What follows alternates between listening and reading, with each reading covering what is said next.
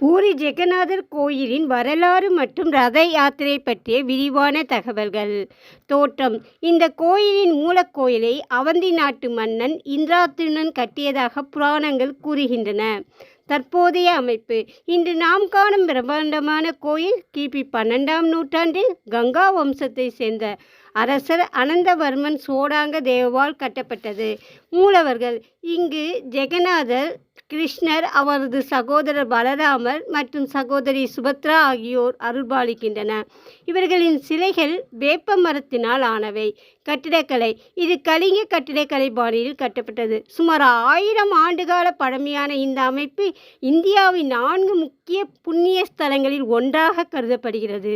ரத யாத்திரை சிறப்புகள்: இங்கு ரத யாத்திரை என்பது தேரோட்டமாகும். ஆண்டுதோறும் ஆனி மாதத்தில் தன் சகோதரர்களுடன் பிரதான கோயிலிருந்து சுமார் 3 கிலோமீட்டர் தொலைவில் உள்ள குண்டிசா தேவி கோயிலுக்கு எழுந்தருள்வார். 3 தேர்கள்: ஒவ்வொரு தெய்வத்திற்கும் தனித்தனி தேர்கள் உண்டு. நந்தி கோஷம்: ஜெகநாதரின் தேர் 45 அடி உயரமும் 16 சக்கரங்களும் கொண்டது.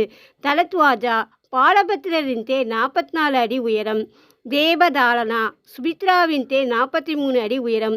புதிய தேர்கள்: ஒவ்வொரு ஆண்டும் இந்த தேர்கள் புதிய மரங்களை கொண்டு புதிதாகவே செய்யப்படுகின்றன. பழைய தேர்கள் மீண்டும் பயன்படுத்தப்படுவதில்லை. தங்க துடைப்பம்: தேரோட்டம் தொடங்குவதற்கு முன் பூரி மன்னர் தங்க துடைப்பத்தால் தேரின் பாதையை சுத்தம் செய்வார். கடவுளுக்கு முன் அனைவரும் சமம் என்பதை இது உணர்த்துகிறது. திரும்பும் பயணம்: பகுடா யாத்திரை: குண்டிசா கோயிலில் 9 நாட்கள் தங்கியிருந்த பிறகு தெய்வங்கள் மீண்டும் பிரதான கோயிலுக்கு திரும்புவார். இது பகுடா யாத்திரை என்று அழைக்கப்படுகிறது. பூரி ஜெகநாதர் கோயில் கலிங்க கட்டிடக்கலை பாணியில் கட்டப்பட்டது. முக்கிய 4 மண்டபங்கள். விமானம்: இது கருவறை தெய்வங்கள் சுற்றியிருக்கும் பகுதி. இதன் கோபுரம் சுமார் 214 அடி உயரம் கொண்டது. ஜெகமோகனா: பக்தர்கள் கூடும் முன் மண்டபம். வானில் பிரமிடு வடிவில் இருக்கும். நாடா மண்டபம்: நடனம் மற்றும் கலை நிகழ்ச்சிகள் நடக்கும் மண்டபம். போக மண்டபம்: இறைவனுக்கு பிரசாதம் படைக்கப்படும் மண்டபம். சிறப்பம்சங்கள்: நீல சக்கரம்: கோயிலின் உச்சியில் 8 உலோகங்களாலான சுதர்சன சக்கரம் உள்ளது. மதிசுவர்கள்: கோயில் 2 பெரிய சுவர்களால் சூழப்பட்டுள்ளது. 4 வாயில்கள்: விலங்குகளின் சிற்பங்கள் கொண்ட 4 திசை வாயில்கள் உள்ளன. கிழக்கு சிம்மதுவாரம்: இதுவே பிரதான வாயில்.